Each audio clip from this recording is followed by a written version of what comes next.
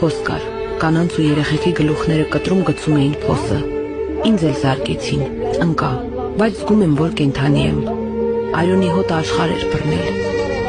դիակների տակն էի արյունների մեջ, ժանդարմները իրենց գործը պրծան ու բենզին լցրեցին փոսի մեջ, որ վառեն, մեռնողները չէին զգում, բայց կենդանի մնացածները կգոռային, ես կզգայի, որ մեկը ձեռքս ամուր բռնել է, մեկ օր մնացի մեռելների մեջ, մի կին գլուխը մի կերպ հանեց ու գոռաց, ով ողջ է, ելեք փախնենք, այն տաք ձեռքը, որ ինձ ամուր բռնել էր, քաշ տալով հանեց փոսից, տեսա, որ մայրս է, 3 տարեկան եղբայրս գիրկը, մոտ 20 հոգի փոսից ելանք արյունոտ, վիրավոր, վառված մազերով, սևացած դեմքերով, բոլորս էլ սոված էինք, ոչ էլ ջուր կար, գնում էինք օրերով, չգիտեինք թե ուր, գիշերը քայլում էինք, ցերեկը թաքնվում, եղբորս կորցրեցինք, ինչպես ես էլ չգիտեմ։